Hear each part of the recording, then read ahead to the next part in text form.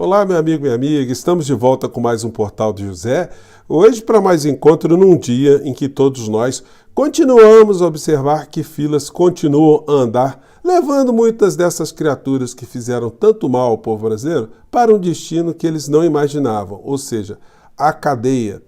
Muitas pessoas nos meios de comunicação, na internet, nos canais do YouTube, têm debatido a possibilidade do coronel Mauro Cid fazer uma delação premiada que revele situações que nós ainda não sabemos. Será que essas expectativas elas podem ser preenchidas? Bom, para a gente ter aqui um nível de análise com mais precisão, é importante a gente conhecer como se comportam pessoas que fazem parte de crimes que são cometidos em conjunto por muitas pessoas. As organizações criminosas, como elas funcionam no Brasil, fora do Brasil, o sistema jurídico do nosso país que possibilita que as delações tenham características diferentes de outras delações em outros países mundo afora. Será que Mauro Cid tem condição alguma de fazer uma delação que aproveite alguma coisa para ele, para os seus familiares? Porque vamos nos lembrar, a mulher de Mauro Cid está também encrencada com a questão da falsificação de certidões, certificados, documentos de vacina. E o pai de Mauro Cid também está implicado como membro de um crime de lavagem de dinheiro. Ele utilizou ali a conta dele para colocar dinheiro que foi parar nas mãos e nas bolsas de Jair Bolsonaro e Dona Michele, respectivamente, enfim. São questões que eu quero trazer ao debate aqui para sua análise, para sua consideração, além de algumas questões também que estão se dando no plano econômico do nosso país e que também merecem um alerta muito especial de todos nós, porque nós podemos estar sendo induzidos a algum tipo de avaliação errônea diante de algumas informações que são dadas pelos veículos de comunicação. Pois bem, vou conversar com vocês sobre essas questões, mas antes de mais nada, quero convidar você que está chegando nesse instante ao nosso portal e não nos conhecia, para que você venha fazer parte aqui do nosso espaço. Se inscreva aqui conosco, conheça os nossos vídeos, compartilhe e não esqueça de dar o seu joinha, que é muito importante, o seu comentário, e participar também dos nossos chats, que todos os dias eu abro aqui entre 5 horas, 5 e meia, para a gente interagir, E também se inscreva no nosso clube de membros, que é uma ferramenta adicional que o YouTube coloca à disposição de você que quer apoiar um canal, um portal, para que você se inscreva também, tá bom? Então, vamos seguir em frente. Gente, uma notícia da maior importância aqui para o nosso país foi uma medida provisória encaminhada por Lula, pelo presidente Lula, que taxa fundos de super ricos e offshores, de gente que tem grana poupuda, fora do nosso país. A matéria diz: Lula assina MP para tributar fundos de super ricos e envia projeto das offshores. Gente, não vamos nos esquecer que os grandes veículos de comunicação, os seus proprietários, têm dinheiro fora do nosso país. Isso não é de agora. Se a gente der uma pesquisada aí, nós observaremos que o clã Marinho, por exemplo, já foi flagrado no escândalo do Banestado, mandando muito dinheiro para fora do nosso país. Naquela época, o juiz que comandou a operação contra esses crimes era, por acaso, o senhor, à época, juiz Sérgio Moro, que fez tanta barbeiragem, cometeu tantos erros jurídicos, tantos erros processuais, que no final da história, todos esses trambiqueiros de altíssima estirpe social acabaram escapando dessa história. Isso rende muito assunto, mas infelizmente, como compromete os donos dos meios de comunicação, esse assunto nunca foi debatido, nunca foi exposto de uma forma muito clara. E agora o que nós estamos vendo? Essa medida provisória, ela atinge também os donos de veículos de comunicação, empresários, famílias, oligarquias, que ao longo de tanto tempo tem sempre um colchão muito grande de dinheiro fora do nosso país. Porque eles sabem que numa sociedade transparente e democrática, a forma como essa gente lida com o dinheiro, muitas vezes está no campo da ilicitude. Então eles sempre procuram esconder alguma coisa. Então a questão será: Arthur Lira, ele colocará essa medida provisória para ser votada? Porque se ela não for votada, ela caduca. E aí a gente vai ver de uma forma muito clara ao lado de quem está o senhor Arthur Lira, de quem estão os deputados e senadores no Congresso Nacional. Isso vai gerar alguns debates. A gente não deve considerar desde já que essa proposta de morder uma grana que não estava sendo mordida desse grupo da elite social, da elite econômica do nosso país, pois bem, a gente vai ver como será o desdobramento disso nos próximos meses, até o derradeiro tempo dessa medida provisória que se encerra em 4 meses. Né? Então, essa é uma questão, vamos ver se isso vai prevalecer. Nós estamos falando aí de alguns bilhões de reais, né, que já poderiam ter sido tributados há muito tempo aqui no nosso país e nunca foram. Bom, vamos acompanhar, só o tempo dirá, né? Bom, e aí a gente entra no assunto policial, né? O assunto econômico, ele está tendo essas nuances positivas. E no campo criminal, a gente não pode esquecer dessa gente que fez muito mal ao Brasil. As notícias são essas aqui. A gente pega aqui as organizações Globo, né? Eu tenho que comentar, gente, porque é o grupo jornalístico mais bem estruturado do nosso país. Então, o que a sociedade brasileira tem de informação, muitas das vezes brotam, né, dessas fontes, desses veículos, e a gente analisa sempre com um olhar crítico. Né? Mauro Cid negocia confissão parcial com a Polícia Federal. O objetivo é reduzir penas a que tenente-coronel pode estar sujeito. Família pressiona por delação, mas advogado é contra.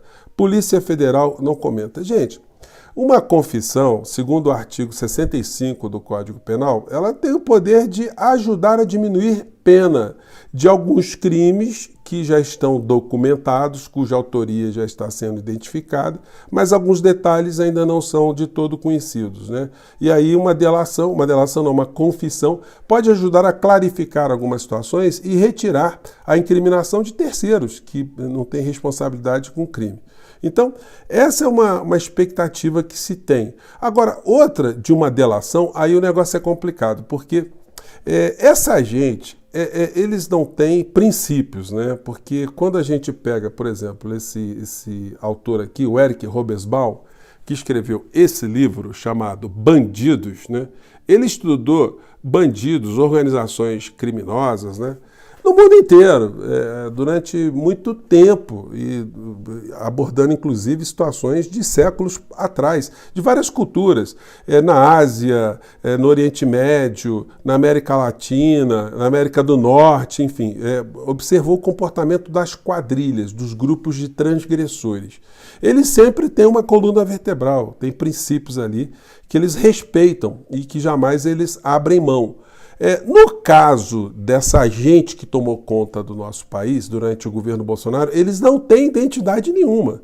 Foi um ajuntado, se é que a gente pode usar essa expressão, né, de espertalhões de vigaristas pequenos, médios, grandes, dentro da política, dentro das Forças Armadas, dentro das igrejas, na sociedade, enfim. Pessoas que não tinham nada em comum a não ser a usurpação do poder, né, ou a proximidade do poder para seus negócios e seus interesses pessoais e particulares. Então não cobrem fidelidade de um para com o outro. Isso não existe. Não existe uma unidade, até mesmo no campo da religião, essa gente fingia que eram religiosos, ou que eram tementes a Deus, ou que respeitavam valores religiosos. Quando vocês pegam, por exemplo, segundo o livro do Eric Robesbal aqui, ele pega, por exemplo, o Lampião. No cangaço, os cangaceiros, eles tinham uma identidade religiosa que era autêntica. Eles acreditavam naquilo que eles carregavam no peito, os símbolos que eles defendiam, os santos que eles defendiam, os padroeiros que eles defendiam. Eles não tinham televisão, eles não tinham por que fazer proselitismo por rede alguma, jornal algum, não. Eles tinham essa crença. Agora, vocês pegam esse grupo, né, de transgressores do sistema jurídico da época e compara com os transgressores jurídicos da nossa época, vocês vão ver que são todos vigaristas. Não dá para a gente achar que o general Heleno, que ele ia lá para a igreja do Malafaia, do Valdemiro Santiago, com Zema, com o Braga Neto, com o general Paulo Sérgio, com o Pazuello, que essa gente toda colocava a mãozinha para cima, orava, ajoelhava, que essa gente tinha algum tipo de devoção, algum tipo de princípio religioso a ser seguido. Até porque Bolsonaro também nunca teve princípio religioso nenhum para ser seguido. Então, gente, nós estamos lidando com um grupo de pessoas que praticaram crimes que não tem nenhuma identidade moral. E aí é difícil, né, a gente adivinhar o que vai acontecer com o Mauro Cid. Porque são pessoas que você poderia dizer assim, mas ele vai fazer a delação premiada ou uma delação premiada porque ele não quer comprometer a sua esposa ou não quer comprometer o seu pai. Gente, esse tipo de raciocínio se aplica a pessoas como eu e você. Porque a gente teria uma preocupação com o outro em alguma circunstância, né? Vamos excluir crime, vamos pensar numa circunstância não delituosa. Mas essas figuras, nem isso eles têm. Então, não seria surpresa nenhuma que ele continuasse a ter um comportamento que jogasse a mulher dele na cadeia e jogasse também o pai na cadeia. Nós não sabemos. Como é que a gente vai adivinhar? E outra coisa também, o Mauro Cid ele pode estar se dando por satisfeito com um conjunto de crimes que a Polícia Federal já descobriu, porque outros crimes ele poderá ter cometido junto com Bolsonaro para proteger Bolsonaro, algum tipo de situação muito mais cabeluda, que não foi descoberta ainda, então ele pode estar achando que o volume de incriminações que ele está sofrendo já está valendo ele ficar com a penca de acusações, né, de crimes que ele já está respondendo. Hoje mais cedo, inclusive, eu comentei com vocês isso aqui, né, que o Tribunal de Contas da União pode estar descobrindo outros tantos crimes que a gente não descobriu. E aí surgiu a figura do senhor Wassef. O senhor Wassef, que apareceu agora com suspeita de fazer também algum tipo de delação, né? Ou se encontrar algumas coisas nos telefones dele, fez com que muitas pessoas suspeitassem que o clã está desesperado. E aí, para aplacar, não para falar para a opinião pública, mas para dar um recado direto para o Wassef, o Flávio Bolsonaro fez uma espécie de desabafo, né? E de meio que um apelo velado ao Wassef para não abrir o bico. É essa a interpretação que a gente pode fazer nesse tipo de fala aqui. Vamos acompanhar. Fala pessoal, está todo mundo acompanhando a perseguição sem precedentes que Jair Bolsonaro tem sofrido e que parte da mídia, dia sim dia também, alimenta ilações e mentiras sobre a minha família e o seu entorno, no único intuito de atacar nossa reputação. Eu imagino como é que não ficam loucos quando veem que a popularidade de Bolsonaro só cresce, como foi provado agora na festa do Peão de Barretos, em São Paulo, onde Bolsonaro foi ovacionado por uma multidão.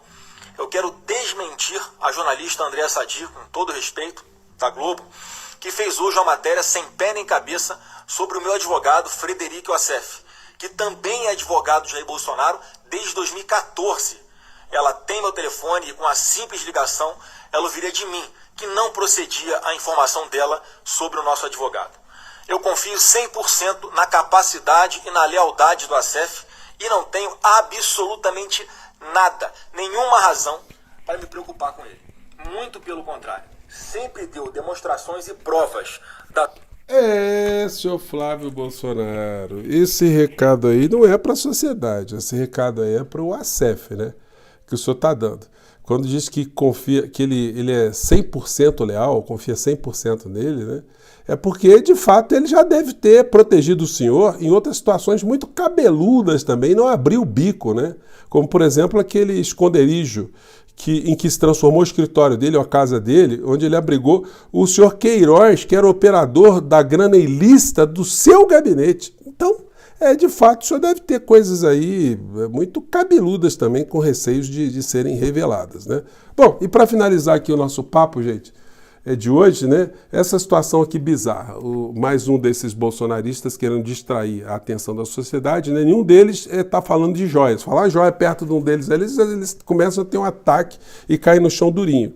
Sou Nicolas Ferreira aqui, comemorando o fato de ter ido a um evento chamado PL Mulher, e que tinha lá uma turba que eles convocam no interior do estado do Pará. Mas reparem quem são as figuras que estavam liderando o encontro da PL ou do PL Mulher, né? Acho que vai dar para vocês verem aqui. Olha só que fofos essas criaturas aqui, ó. Você olha para a cara dessas figuras, você fala assim, nossa, todos são entendidos dos problemas das mulheres. Estão aqui pessoas que são verdadeiros defensores das mulheres, né? Olha, eu vou dizer uma coisa para vocês, pode estar vendo aí um desejo oculto dessas figuras, né? O Nicole outro dia já colocou uma peruca. Um deputado aí que estava com ele também já usa peruca, mas enfim, não é para parecer mulher, né?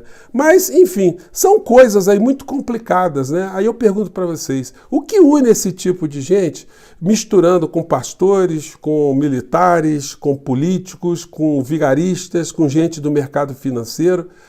Qual é a lógica dessa turma toda que poderia ganhar certamente e tranquilamente um carimbo de quadrilha? Não esperemos confissões nem delações. Esperemos as investigações e as provas que a Polícia Federal está coletando, a denúncia que vai ser feita mais à frente quando o senhor Augusto Aras sair da PGR e as decisões da Justiça aqui do nosso país. Aí vocês vão ver que aquilo que nós temos falado vai se concretizar. A fila vai levar muita gente para a cadeia. Gente, eu fico por aqui. Mais uma vez, um grande abraço e até o nosso próximo encontro. Tchau!